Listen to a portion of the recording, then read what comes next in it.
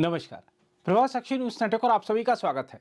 अयोध्या में 22 जनवरी को होने वाले प्राण प्रतिष्ठा समारोह को लेकर जहां देश भर में तमाम तरह की तैयारियां चल रही हैं, वहीं कुछ लोग सिर्फ अफवाहें फैलाने में लगे हुए हैं।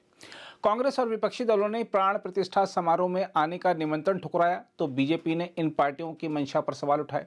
पलटवार में इन दलों की ओर से कहा गया कि देश के शंकराचार्य भी इस समारोह से दूरी बना रहे हैं क्योंकि वहां कुछ भी शास्त्र सम्मत नहीं किया जा रहा है। अब इस दुष्प्रचार का जवाब खुद शंकराचार्यों ने देते हुए राम मंदिर निर्माण और रामलला की मूर्ति की प्राण प्रतिष्ठा से संबंधित समारोह का स्वागत किया है। श्रृंगेरी शारदा पीठ के शंकराचार्य अनंत श्री विभूषित जगतगुरु भारती तीर्थ और शंकराचार्य मठ द्वारका शारदा पीठ गुजरात के जगतगुरु शंकराचार्य ने सभी प्रकार की अफवाहों का खंडन किया है। शंकराचार्य ने कहा है कि ये समय हर्ष का है।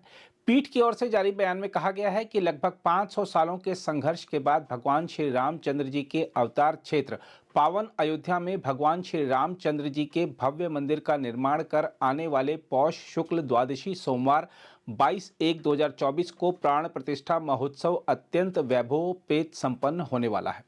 यह सभी आस्तिकों के लिए अत्यंत हर्षप्रद है। बयान में कहा गया है कि परंतु ऐसे संदर्भ में कुछ धर्म द्वेषियों ने सामाजिक मीडिया में दैनिकजागरण.com के नाम का उपयोग करते हुए दक्षिणामान्य श्रृंगेरी शारदा पीठ के वर्तमान शंकराचार्य परम पूज्य अनंत श्री विभूषित जगतगुरु भारती तीर्थ जी महाराज के छायाचित्र के साथ ऐसे संदेश को डाला है जिससे ऐसा प्रतीत होता है कि श्रृंगेरी शंकराचार्य जी इस पवित्र प्राण प्रतिष्ठा महोत्सव के विषय में विरोध प्रकट कर रहे हैं। बयान में कहा गया है कि परंतु श्रृंगेरी शंकराचार्य जी ने ऐसा कुछ भी संदेश नहीं दिया है। यह केवल कुछ धर्म द्वेषियों का मिथ्या प्रचार है। इसलिए सभी आस्तिकों से यह अनुरोध है कि ऐसे अप्रामाणिक दुष्प्रचार पर ध्यान नहीं देना चाहिए और दक्षिणानान्य श्रृंगेरी शारदा पीठ का आधिकारिक वेबसाइट और आधिकारिक सोशल मीडिया प्लेटफॉर्मों पर प्रकटित विषयों को ही प्रामाणिक जानना चाहिए। बयान में कहा गया है कि शारदा पीठम यूट्यूब चैनल के माध्यम से इसी पावन प्राण प्रतिष्ठा महोत्सव के उपलक्ष्य में गत दीपावली के अवसर पर ही श्रृंगेरी जगतगुरु द्वारा समस्त आस्तिकों को श्री राम तारक महामंत्र का जाप करने का संदेश दिया गया था। उसके अनुसार आस्तिकों से अत्यधिक संख्या में किया जाने वाला मंत्र जाप भी इसी संदर्भ में उल्लेखनीय है। बयान में कहा गया है कि श्रृंगेरी शंकराचार्य जी आशीर्वाद देते हैं कि अति पावन और दुर्लभ इस प्राण प्रतिष्ठा महोत्सव के सुसंदर्भ में यथा योग्य भाग लेकर सभी आस्तिक भगवान श्री रामचंद्र जी के कृपा पात्र बनकर कृतार्थ होवें। वहीं शंकराचार्य मठ द्वारका शारदा पीठ गुजरात के जगतगुरु शंकराचार्य ने बयान में कहा है कि राम जन्मभूमि प्राप्त करने के लिए रामालय ट्रस्ट और राम जन्मभूमि पुनरुद्धार समिति के माध्यम से शंकराचार्य ने अनेक प्रयास किए थे। उन्होंने कहा है कि लगभग 500 वर्षों का विवाद समाप्त हुआ है, इसलिए यह सनातन धर्मावलंबियों के लिए प्रसन्नता का अवसर है। उन्होंने कहा कि हम चाहते हैं कि अयोध्या में होने जा रहे परमात्मा श्री राम के प्राण प्रतिष्ठा समारोह के सभी कार्यक्रम वेद शास्त्र अनुसार और धर्म शास्त्रों की मर्यादा का पालन करते हुए विधिवत संपन्न किए जाएं। विश्व हिंदू परिषद के अंतर्राष्ट्रीय कार्याध्यक्ष आलोक कुमार ने भी कहा है कि शंकराचार्यों ने कहा है कि वह अपनी सुविधा के हिसाब से आएंगे और सभी ने कार्यक्रम की सफलता की कामना की है। शंकराचार्य नहीं आ रहे, पर शारदा पीठ और श्रृंगेरी के शंकराचार्यों ने स्पष्ट किया है एक प्रेस रिलीज से कि उनको इस आयोजन की प्रसन्नता है। इसके प्राण प्रतिष्ठा के कार्यक्रम की सफलता की कामना की है। सुविधा से आएंगे ऐसा कहा है। सुविधा से आएंगे ये शंकराचार्य निश्चलानंद जी ने भी कहा है। इसलिए इस बारे में जो कहा जा रहा है वो सच नहीं है। दूसरी ओर आलोक कुमार ने यह भी कहा है कि प्राण प्रतिष्ठा समारोह में पूर्व उप प्रधानमंत्री और राम मंदिर आंदोलन चलाने वाले लालकृष्ण आडवाणी भी जाएंगे। उन्होंने कहा है कि उनके स्वास्थ्य को देखते हुए तमाम प्रबंध किए जा रहे हैं। हम आपको बता दें कि विश्व हिंदू परिषद और आरएसएस के नेताओं ने पिछले दिनों दिल्ली में आडवाणी से उनके निवास पर भेंट करके उन्हें कार्यक्रम में शामिल होने का निमंत्रण दिया था। कि क्या श्री लालकृष्ण आडवाणी राम मंदिर के प्राण प्रतिष्ठा कार्यक्रम में आएंगे? मेरा उत्तर है हाँ, वह आएंगे। जब राष्ट्रीय स्वयंसेवक संघ के सह सरकार्यवाह श्री कृष्ण गोपाल जी और श्री रामलाल जी और मैं उनको निमंत्रण देने गए तो चर्चा शुरू हुई लॉजिस्टिक्स की। उनको जाना है तो क्या क्या व्यवस्था चाहिए, वो कितनी देर बैठ सकेंगे, क्या कोई डॉक्टर उपलब्ध रहेगा, क्या उनके साथ में कोई व्यक्ति उनके पूरे समय के लिए रहेगा? और फिर इस सब चर्चा के दौरान श्री कृष्ण गोपाल जी ने आश्वस्त किया उनके परिवार को कि श्री लाल कृष्ण आडवाणी का कार्यक्रम में आना महत्वपूर्ण है, जरूरी है, सब चाहते हैं कि वो आएं और इसलिए जो भी व्यवस्था वे करना चाहेंगे, जिसकी भी आवश्यकता होगी, वे सब व्यवस्थाएं हम लोग करेंगे। हमको प्रसन्नता है कि 96 वर्ष की आयु में और अपने स्वास्थ्य के ठीक न होने के बावजूद उन्होंने आना स्वीकार किया। दूसरी ओर रामोत्सव के आयोजन को लेकर तमाम तरह की तैयारियां जोर शोर से चल रही हैं। उत्तर प्रदेश के मुख्यमंत्री योगी आदित्यनाथ ने आज कहा कि 22 जनवरी को राम मंदिर की प्राण प्रतिष्ठा समारोह के दिन अयोध्या हवाई अड्डे पर 100 चार्टर्ड उड़ानों के उतरने की उम्मीद है। अयोध्या से अहमदाबाद के लिए एयरलाइन इंडिगो की उड़ान सेवा के उद्घाटन के लिए ऑनलाइन आयोजित समारोह में उन्होंने यह बात कही।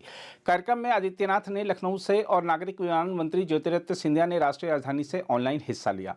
सिंधिया ने इस अवसर पर कहा कि अयोध्या हवाई अड्डे का विस्तार किया जाएगा, रनवे का विस्तार किया जाएगा, जिससे बड़े विमान उतर सकेंगे और अंतर्राष्ट्रीय उड़ानें संचालित हो सकेंगी।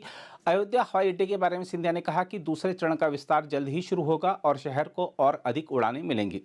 इस बीच अयोध्या में 22 जनवरी को प्राण प्रतिष्ठा समारोह से पहले राम मंदिर के लिए भेजे गए विशेष उपहारों में 108 फुट लंबी अगरबत्ती, 2100 किलोग्राम का घंटा, 1100 किलोग्राम वजन का एक विशाल दीपक, सोने के खड़ाऊं, 10 फुट ऊंचा ताला तथा चाबी और 8 देशों का समय एक साथ बताने वाली घड़ी शामिल है। इन अनोखे उपहारों को बनाने वाले कलाकारों को उम्मीद है कि इनका इस्तेमाल भव्य मंदिर में किया जाएगा। देश के सभी हिस्सों और यहाँ तक कि विदेशों से भी उपहार प्राप्त हो रहे हैं। नेपाल के जनकपुर में सीता जी की जन्मभूमि से भगवान राम के लिए 3000 से अधिक उपहार अयोध्या पहुंचे हैं। आभूषण और कपड़ों सहित उपहारों को इस सप्ताह नेपाल के जनकपुर धाम राम जानकी मंदिर से लगभग 30 वाहनों के जरिए अयोध्या लाया गया। श्रीलंका का एक प्रतिनिधिमंडल भी अशोक वाटिका से एक विशेष उपहार के साथ अयोध्या पहुंचा है। प्रतिनिधिमंडल ने महाकाव्य रामायण में वर्णित अशोक वाटिका से लाई गई एक शिला भेंट की है। रामायण के अनुसार अशोक वाटिका वही जगह है जहां रावण ने माता सीता का अपहरण करने के बाद उन्हें रखा था। गुजरात के वडोदरा में 6 महीने की अवधि में 108 फुट लंबी अगरबत्ती तैयार की गई है, जिसका वजन 3610 किलोग्राम है और यह लगभग 3.5 फुट चौड़ी है। गुजरात से विशेष रथ से 500 किलो का विशाल नगाड़ा भी रामनगरी पहुंचा है, जिसे राम जन्मभूमि तीर्थ क्षेत्र ट्रस्ट के महामंत्री चंपत राय ने स्वीकार किया। साथ ही आश्वासन दिया कि इसे उचित स्थान पर स्थापित किया जाएगा। गुजरात विश्व हिंदू परिषद के क्षेत्र मंत्री अशोक रावल ने पत्र भेजकर नगाड़ा स्वीकारने की संस्तुति की है। नगाड़ा लेकर आए चिराग पटेल ने बताया कि इस पर सोने और चांदी की परत चढ़ाई गई है। ढांचे में लोहे और तांबे की प्लेट का भी इस्तेमाल किया गया है।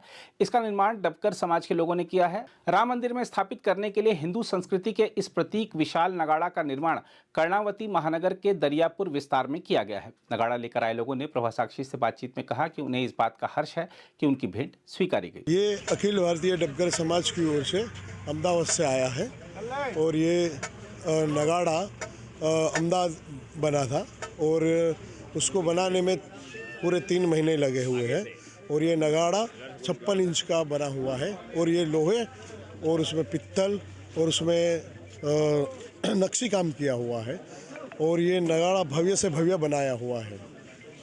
इसकी जो आवाज़ गूंज कितनी दूर तक सुनाई? इसकी आवाज़ अगर बजाने वाला होगा तो बहुत दूर दूर तक उसकी गूंज आएगी। उसको 5 लोग बजा सकते हैं आराम से और 5 आदमी एक साथ बजा। इतना बड़ा ये भव्य नगाड़ा है और ये हमारा अखिल भारतीय डबगर समाज, हम लोग डबगर समाज की ओर से, डबगर समाज पहले से ही वाजंत्री बनाता है और हम लोग के पूर्वजों भी यही काम कर रहे थे। तो हमने भी सोचा कि 500 साल की तपस्या के बाद जब राम जन्मभूमि में रामलला पधारने वाले हैं तो हमने भी सोचा कि एक नगाड़ा अखिल भारतीय डबगर समाज की ओर से बने और वो कायम के लिए वहाँ बजे। इसके अलावा उत्तर प्रदेश के अलीगढ़ निवासी ताला बनाने वाले सत्यप्रकाश शर्मा ने 10 फुट ऊंचाई, 4.6 फुट चौड़ाई और 9.5 इंच मोटाई वाला 400 किलोग्राम वजन का ताला और चाबी तैयार की है। उन्होंने कहा, यह दुनिया का सबसे बड़ा ताला और चाबी है। मैंने इसे ट्रस्ट को उपहार में दिया है ताकि इसे मंदिर में प्रतीकात्मक ताले के रूप में इस्तेमाल किया जा सके। उत्तर प्रदेश में एटा के जलेसर में अष्टधातु से बना 2100 किलोग्राम वजन का घंटा तैयार किया गया है। घंटा तैयार करने में शामिल एक कारीगर ने कहा, इसे तैयार करने में 2 साल लग गए। सभी अनुष्ठानों को करने के बाद धूमधाम के साथ घंटे को अयोध्या भेजा जा रहा है। लखनऊ के एक सब्जी विक्रेता ने विशेष रूप से एक ऐसी घड़ी तैयार की है जो एक ही समय में 8 देशों का समय बताती है। अनिल कुमार साहू ने कहा कि उन्होंने 75 सेमी व्यास वाली घड़ी मंदिर ट्रस्ट के महासचिव चंपत राय को उपहार में दी है। साहू ने कहा कि उन्होंने पहली बार 2018 में घड़ी बनाई थी और इसे भारत सरकार के पेटेंट कार्यालय द्वारा प्रमाण पत्र दिया गया था। उन्होंने बताया कि यह घड़ी Bharat, Tokyo, Moscow, Dubai, Beijing, Singapore, Mexico city, Washington DC और न्यूयॉर्क का समय दर्शाती है। इसके अलावा नागपुर के शेफ विष्णु मनोहर ने घोषणा की है कि वह प्राण प्रतिष्ठा समारोह में शामिल होने वाले भक्तों के लिए 7000 किलोग्राम राम हलवा तैयार करेंगे।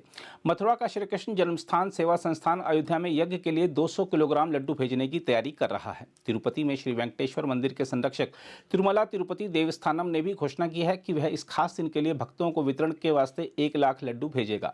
सूरत के एक हीरा व्यापारी ने 5000 अमेरिकी हीरे और 2 किलोग्राम चांदी का उपयोग करके राम मंदिर की थीम पर एक हार बनाया है। 40 कारीगरों ने 35 दिनों में इसे तैयार किया है और हार को राम मंदिर ट्रस्ट को उपहार में दिया गया है। वडोदरा के रहने वाले किसान अरविंद भाई मंगल भाई पटेल ने 1100 किलोग्राम वजन का एक विशाल दीपक तैयार किया है। पटेल ने कहा, दीपक 9.25 फुट ऊंचा और 8 फुट चौड़ा है। दीपक पंच धातु से बना है। अगर आप भी लेना चाहते हैं देश दुनिया की तमाम जानकारी तो आज ही सब्सक्राइब करें हमारे चैनल को। साथ ही नीचे दिए बेल आइकन को जरूर दबाएं ताकि हर अपडेट आप तक पहुंच सके।